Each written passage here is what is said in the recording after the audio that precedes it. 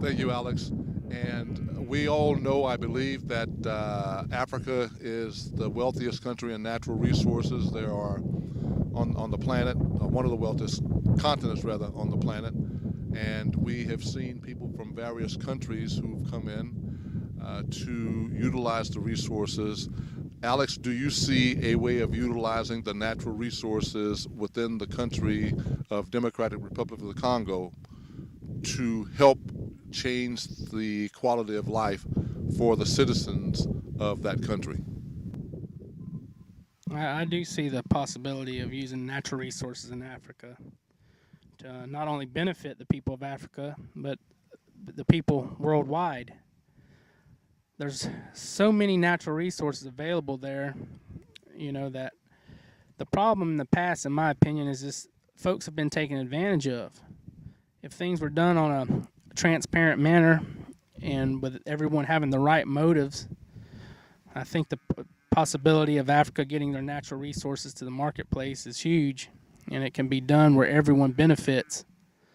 I think there's huge potential in going to Africa and extracting the natural resources for the benefit of the local folks as well as the world. And I know it's implied, but I want to ask the question directly. Do you think you can make money in Africa from what you saw? Definitely. I think that there's more than enough resources that folks can invest in Africa and see a good return on their money. At the same time, they're going to be helping the local economy, which these folks need desperately. They're going to help build the infrastructure, help provide jobs. At the same time, they're going to help themselves. They're going to help their own bank accounts. There's just a world of potential there, and I think the sky's the limit. One last question, which I'm sure some of the audience may have in mind.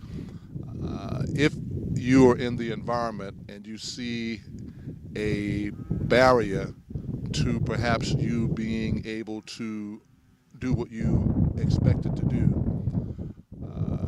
what's your first thought about solutions? And I'm going back to the ride in the car where we had this dirt road, and the comments that came from you about how you could resolve that situation relative to getting the cattle to market.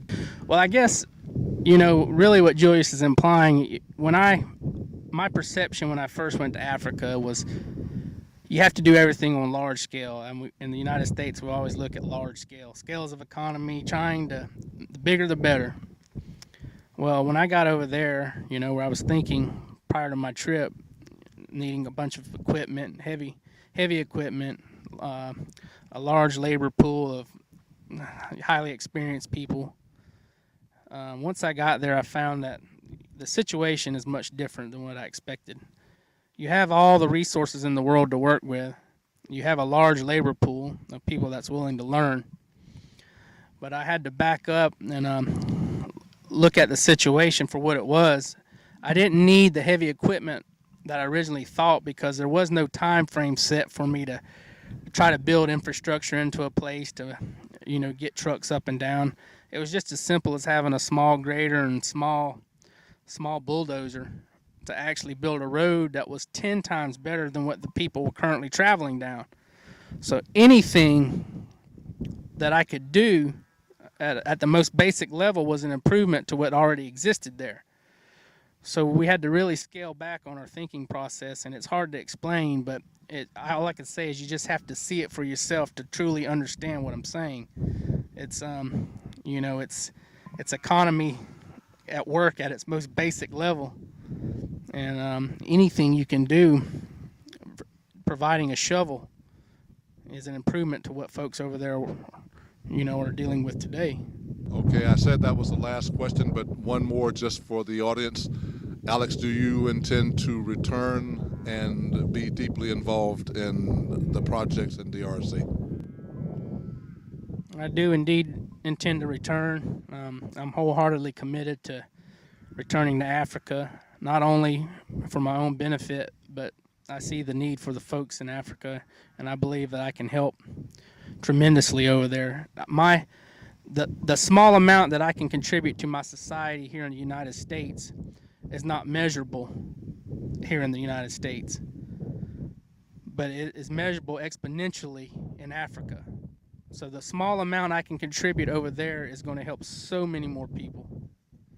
And, I can kind of sum it up with that as I can just do a lot more work for a lot more people, that I get a lot more benefit in DRC than I can in the United States. Thank you so much, Alex. And what we have is an indigenous American working to help indigenous Africans have better benefits from the land. Thank you very much, Julius Jackson, African Business Development.